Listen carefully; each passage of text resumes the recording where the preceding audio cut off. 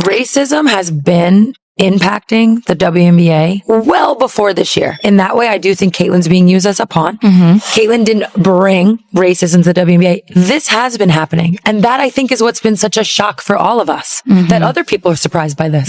We've been trying to tell you. I would have loved to have shut up and dribble. I would have been loved to have been spoken about just for my play. But nobody ever let us. When a WNBA icon like Sue Bird speaks up, people pay attention.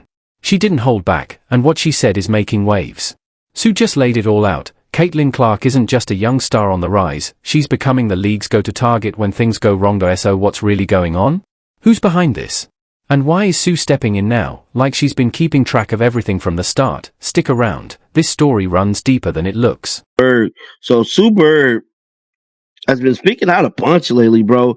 Which she always speak out, but it seems like she's speaking out a little more than usual, bro. So she spoke about the physicality of the league. Now we know the league is very physical, and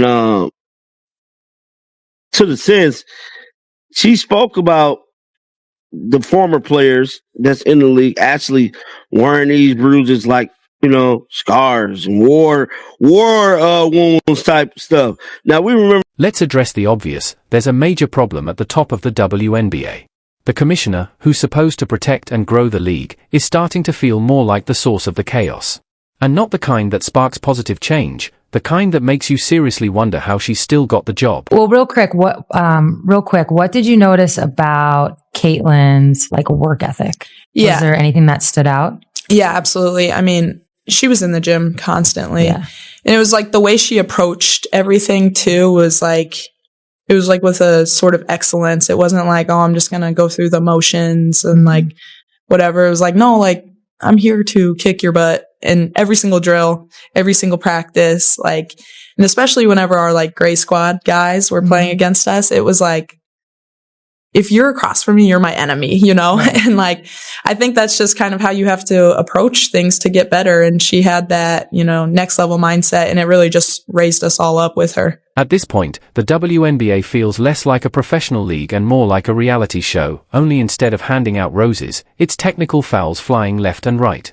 It's honestly remarkable how one person has managed to push away rookies, frustrate fans, and ignore common sense, all in one season. It's like she's racing to break public trust, hoping there's some hidden prize for avoiding accountability. Sue Bird is now calling out Caitlin Clark's teammates because she believes Caitlin Clark's teammates have to do something. I've said this myself. Something has to happen in order to free up Caitlin Clark to be able to get some open looks. She's great at making sure everybody else gets great shots. All right. And she's pretty good at creating her own shot. But it seems and part of this too is Stephanie White in one of her failures. The inability to get open shots for your star. Every time a new controversy breaks out, guess what? She's either missing in action or shows up with a statement so vague, it might as well be the fine print on an old yogurt label. And let's be honest, it's turned into a full-on culture of bullying. That's the atmosphere now.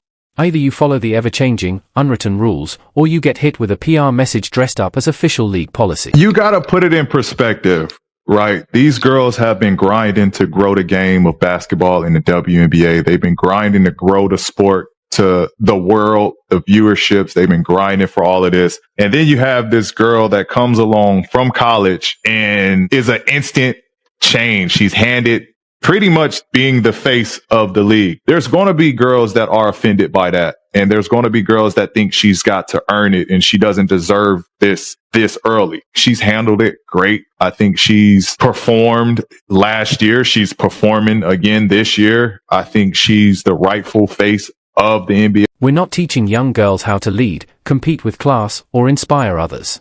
Instead, we're showing them how to use red tape as a weapon, hide behind empty buzzwords, and respond to fair criticism with the emotional maturity of a popped balloon. And let's not pretend the refereeing isn't part of the problem. These games are starting to look more like improved shows, where refs just make calls based on their gut. Traveling? No big deal.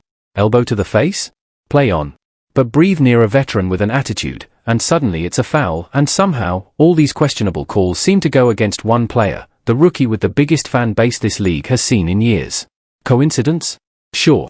Just like my cat invented Bitcoin, fans didn't sign up for this. Especially the new ones. We came for great basketball, not for drama, politics, and power plays. This isn't a league evolving, it's a league gatekeeping, with a heavy dose of pettiness on top, and the worst part? The commissioner had a once-in-a-generation star handed to her, someone who could have changed everything. She could have built something incredible. Instead, she chose to play defense with dodgeballs. I was hoping that video I sent about Caitlin Clark getting fucked over yesterday, too. God dang, dude. It wasn't that bad. That was brutal. Just like she's purposely getting targeted, and I think you're 100% right. It's jealousy. There's nothing else. No, nothing else it could be. It's nuts. It's nuts. It's so weird.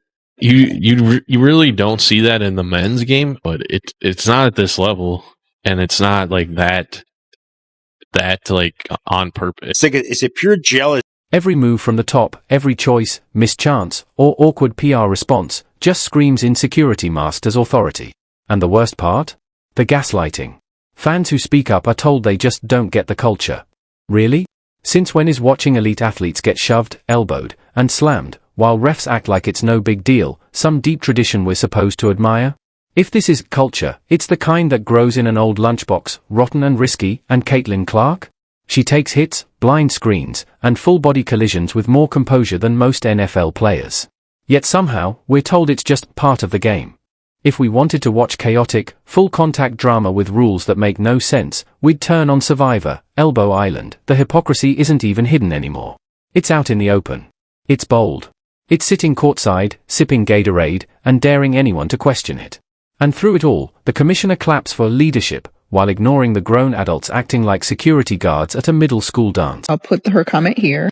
She was referencing Caitlin being picked up full court. A lot of her fandom fans, I guess that's what I'll call them, says that, if she's not like the greatest ever, why are people picking her up full court? And this former player is saying most scouting reports say when you pick someone up full court, it's because they typically turn the ball over and they're not the best dribbler. They don't like the pressure. As we have seen throughout Caitlin's pretty much her entire career, she has averaged not just a lot of turnovers, but more than any WNBA, NBA, NCAA, men or women ever. And if you pay attention, you can practically hear the league's credibility slipping away, one tone-deaf tweet at a time. What are we even promoting here? That creating a hostile environment is the new path to success? That bullying is somehow leadership? That refs are just there to boost veteran egos? This isn't inspiring. It's intimidation dressed up to look respectable. Or worse, it's excuses delivered with a smug smile, like a parent blaming the dog for something their kid clearly did. We get it. Caitlin Clark's success is shaking things up, not because it's bad for the game, but because it threatens an old, outdated power structure that's scared to evolve. She didn't wait for permission. She didn't ask for approval. She showed up, performed, and changed the dynamic, and now, the people who used to control the room are throwing fits, flipping the table instead of adapting. And the commissioner? She's not stepping in. She's handing them the tools to tear it all down. Amongst guards in the league, this was one of the more frustrating things I saw yesterday, because there comes a point to me when thinking about Caitlin Clark being ranked as the 9th best guard in the league by her peers. It is either delusion or it is jealousy. Because when you watch Caitlin Clark play the game of basketball, they don't treat her like she's the 9th best guard. They don't pick her up for full court like she's the 9th best guard. They don't blitz her after she crosses half court like she's the 9th best guard. They don't double team her like she's the 9th best guard. They don't foul her as though she's the 9th best guard. So to rank her as the 9th best guard leads me to believe it is either delusion or it is jealousy. That's what I'm led to believe. I can't